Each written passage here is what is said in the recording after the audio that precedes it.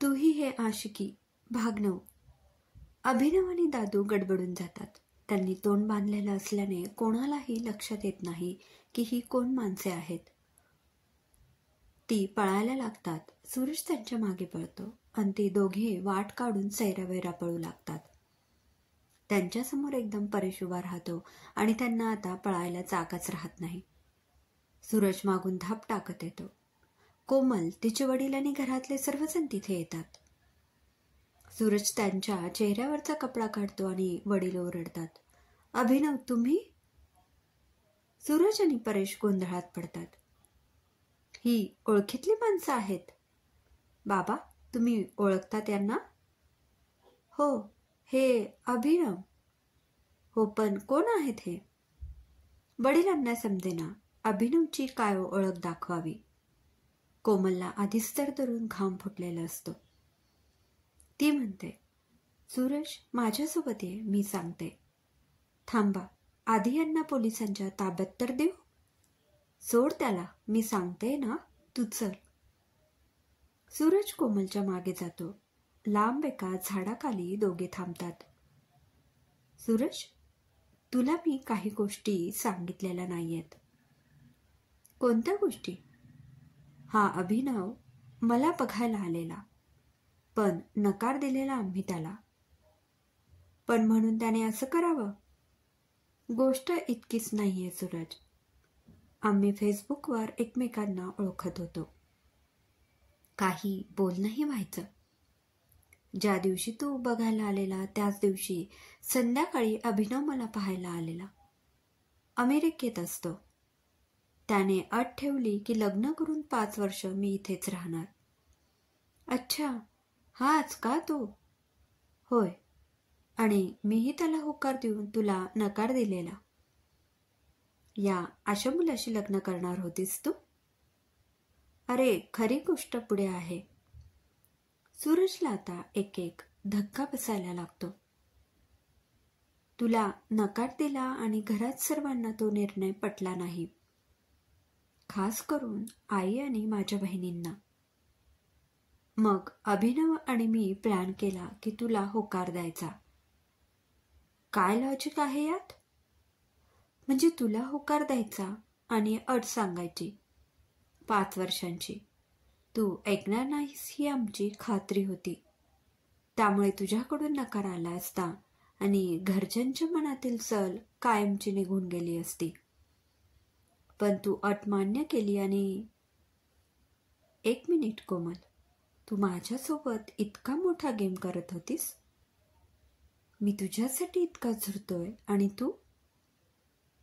सूरज, हे बघ, गैरसमज करून घेऊ नकोस. अभिनव आणि माझ्यात काहीही नाहीये. जेव्हा मी तुला समजू लागले तसं माझं तुझ्यावर... तुझं माझ्यावर? माझं तुझ्यावर? हो ना, पुढे बोल. तुझं माझ्यावर? माझा तुझ्यावर विश्वास बसू लागला. सूरजला समजलं होतं की कोमलने काहीही मुद्दामून केलेलं नाही, पण उगाच भाव खायचा म्हणून तो बोलू लागला. कोमल, तू हर्ट केले मला. तुझ्यावर मी किती प्रेम करत होतो. होतो म्हणजे? आता नाही करत? नाही करत. सूरज गमतीने म्हणत होता, पण कोमलच्या डोळ्यात पाणी आलं. हे शब्द तिला सुरीसारखे काळजात टोचू लागले. सूरज पाठमोरा होता. कोमलचा स्वतःवरचा ताबा सुटतो आणि ती पाठीमागून जाऊन त्याला बिलगते. सूरजच्या स्पर्शाने मोहरून जातो. कोमल इतकी गंभीर होईल असं त्याला वाटलं नव्हतं. सूरज, मला माफ कर. तुला समजायला मी चूक केली. अरे, लाखात एक आहेस तू. तुला भेटून स्वप्नातला राजकुमार प्रत्यक्षात भेटला असं वाटलं. तुला समजायला मी खूप उशीर केला. तुझ्यासारख्या देव माणसाला नकार देण्याची दुर्बुद्धी मला कुठून झाली हेच समजत नाही सूरज. माझं तुझ्यावर जीवापाड प्रेम आहे सूरज. तुझ्या वाचून मी अपूर्ण आहे. सूरज वळून तिच्या समोर उभा राहतो. तिला म्हणतो, अगं वेडे, गंमत करत होतो मी. तू बोलून दाखवला नाहीस तरी तुझा माझ्यावर असलेला विश्वास तुझ्या डोळ्यात दिसतो मला. कोमल डोळे पुसते आणि लटक्या रागाने दूर जाते. आता तुला काय झालं? मैत्रिणींना घेऊन फिरतो ना तू सोबत? मैत्रीण? कोण? मी बघितलं होतं तुला तुझ्या कारमधून जाताना काल संध्याकाळी.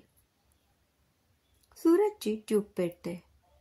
अच्छा, अरे हो, माझी खूप जवळची मैत्रीण आहे बरं का ती. एकमेकांशिवाय आमचं पान हलत नाही, पण फक्त मैत्रिणीच बरं का. तू कधी सांगितलं नाहीस तिच्याबद्दल? कधी सांगणार? तुला वेळ असतो बोलायला? परत चल, डायरेक्ट भेटवतो मी तुला. नको. का ग? जेलस? काही जेलस वगैरे नाही हा. बरं, भेटू चल तिला. मी तयार आहे यायला. ठीक आहे. बरं, निघायचं का आता?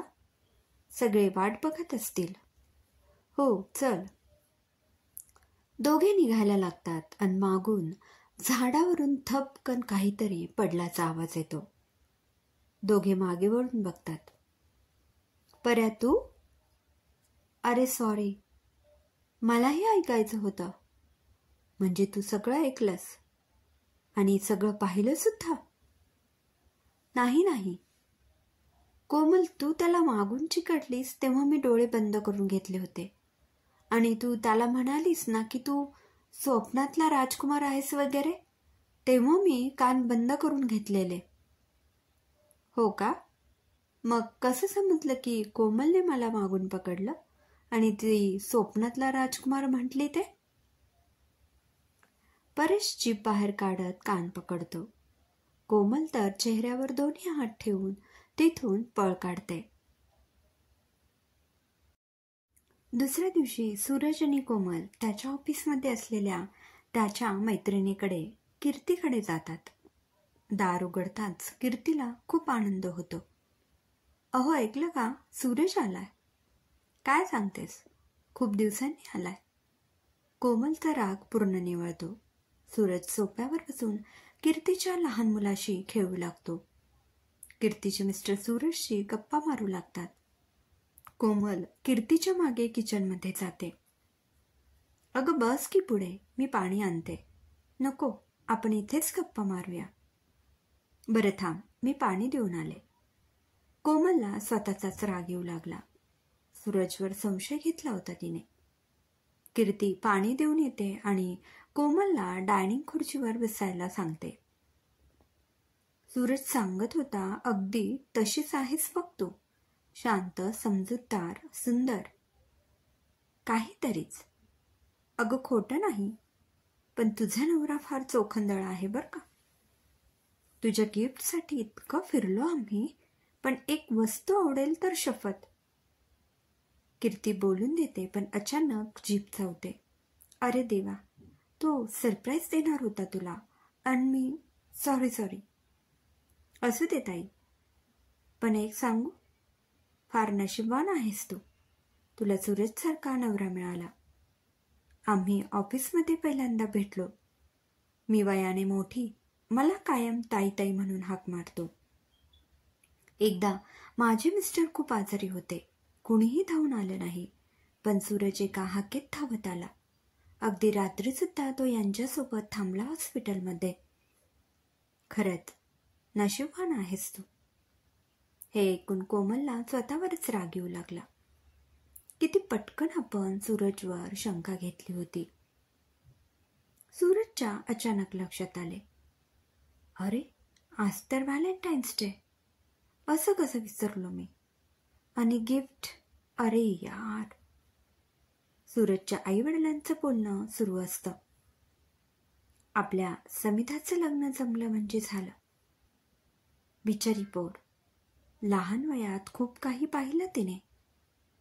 नेमका परेश त्याच वेळेस तिथे होता आणि त्याच्या कानावर हे पडलं. समिधासोबत काय झालं असावं? क्रमशः लेखिका संजना इंगळे.